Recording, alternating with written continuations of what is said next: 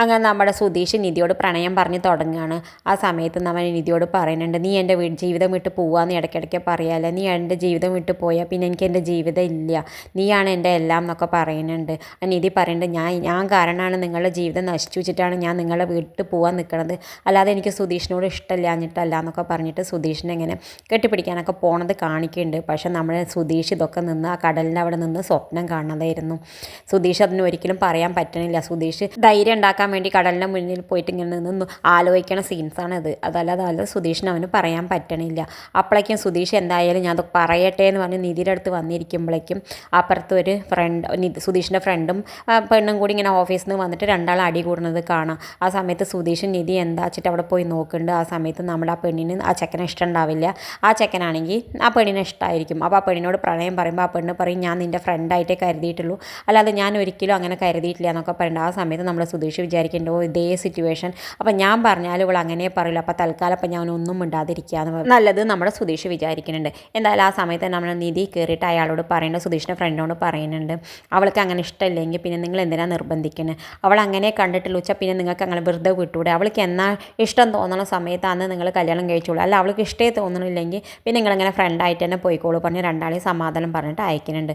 എന്തായാലും പിന്നെ നമ്മുടെ നീതി ചോദിക്കേണ്ടത് സുധീഷിനോട്, നിങ്ങൾ എന്താ പറയാണ്ട് പറഞ്ഞില്ലേ, ഒന്നുമില്ല, നാളെ അഡ്വക്കേറ്റിൻ്റെ അടുത്ത് പോവല്ലേ, അപ്പം നിനക്ക് എന്തെങ്കിലും പേടിയുണ്ടോ ചോദിക്കാനാണ്. എനിക്കൊരു പേടിയില്ല, നമുക്ക് രണ്ടാളുടെ ആവശ്യമല്ലേ എന്ന് പറഞ്ഞിട്ട് രണ്ടാളും വീട്ടിലേക്ക് പോകുന്നുണ്ട്. വീട്ടിലെത്തുമ്പോൾ നമ്മുടെ സുഭാഷേട്ടൻ സുധീഷിനോട് ചോദിക്കുന്നുണ്ട്, നിനക്ക് പറയാൻ പറ്റിയോടാന്ന് ചോദിക്കുന്നുണ്ട്. ആ സമയത്ത് നമ്മുടെ സുധീഷ് പറയേണ്ടത്, ഇല്ല ഏട്ടാ ഞാനൊന്നും പറഞ്ഞിട്ടില്ല എന്ന് പറയുന്നുണ്ട്.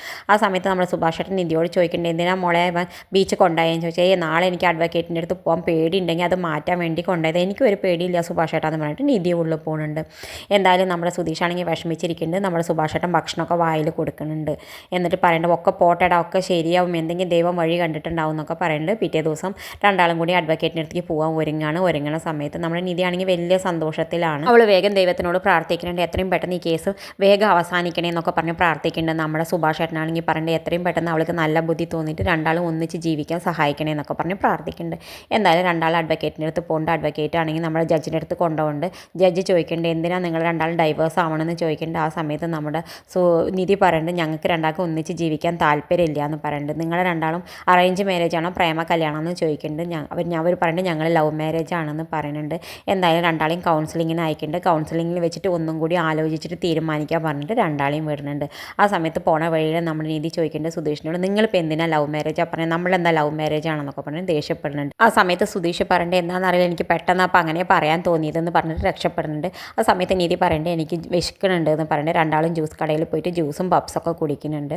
ആ സമയത്ത് നമ്മുടെ സുധീഷ് പറയേണ്ടത്, ആദ്യമായിട്ടാവും ഇങ്ങനെ ഡൈവേഴ്സ് കേസ് അപ്ലൈ ചെയ്തിട്ട് ഒന്നിച്ചിട്ട് വന്ന് പപ്സും ജ്യൂസൊക്കെ കുടിക്കണല്ലേ എന്നൊക്കെ പറഞ്ഞ് ചിരിക്കും. ആ സമയത്ത് കുറച്ച് പപ്സ് നമ്മുടെ സുധീഷിനെ താടിയമിൽ ഒട്ടുണ്ട്. സുധീഷ് എത്ര തുടയ്ക്കാൻ പറയുന്നത് നമ്മുടെ നീതി അവന് തുടയ്ക്കാൻ പറ്റുന്നില്ല. അവസാനം നമ്മുടെ നീതി എടുത്ത് തുടച്ചൊക്കെ കൊടുക്കുന്നുണ്ട്.